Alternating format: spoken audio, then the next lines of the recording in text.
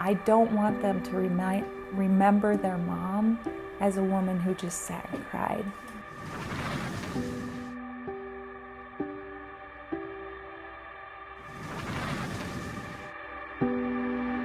I have suffered I shouldn't say suffered, but I struggle with depression and anxiety and have for almost 20 years.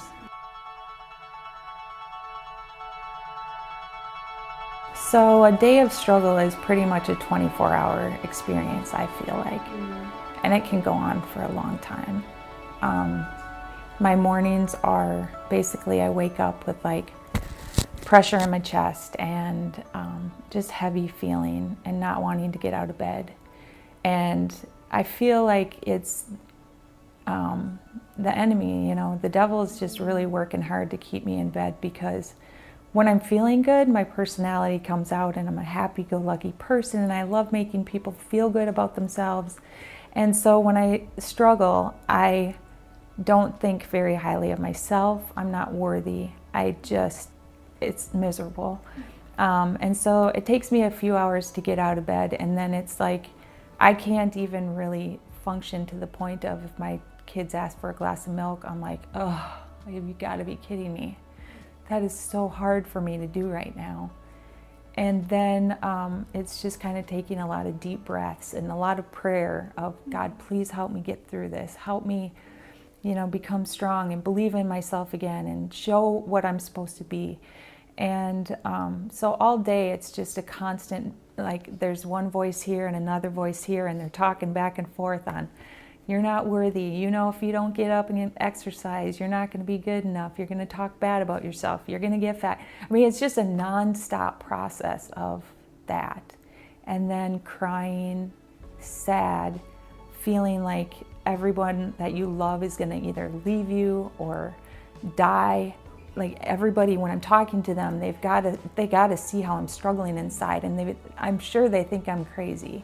I know they think I'm crazy, and they're like, oh, I can't be around you. It's just a constant struggle going through your brain on a regular basis. And then I can't wait to go to bed at night. But then I go to bed at night and then it's dark. And then I may wake up in the middle of the night and it's scary. And I see awful things in my sleep. And then it's, again, anxiety about, well, I can't sleep right now, and I'm going to be so tired again tomorrow, and how am I going to get up and function for my kids and, say goodbye to them when they go to school, and why am I even here? I just don't understand why I'm here. And if I'm going to keep feeling like this, I don't want to be here, and it's never a case of like, I want to kill myself, but it's always if I could do that, I would do that until it was better and come back. God has my back. I really do believe that He does, and He really wants to use whatever's going on with me right now to help other people, or to give them comfort to know that they're not alone, because there's so many people who feel alone, and when you're in that depression, you really feel alone, and it's hard to talk about because there's such a stigma against it. Even though it's coming out more and more, it's still, if you have a broken leg or if you have cancer or something, people physically can see that. They can't physically see depression and anxiety. And so a lot of times it's often called, it's mind over matter, or if you just will it away, it'll be fine. Or if you just change your thinking, and I don't believe that that's the case for everybody. Number one, you have to give yourself grace. And that you need to be kind to yourself first, because that's one of the things that I think is the hardest for us to do as people.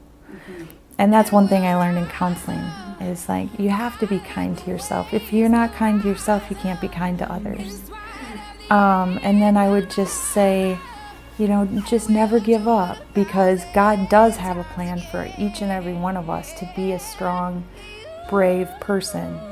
And we may not know what that is yet, but it's guaranteed that there is something waiting for us that's bigger and better than our depression and our anxiety. And so just remember to keep fighting for yourself. You just have to keep fighting for yourself, because that's why you're here, is to live a great, abundant life.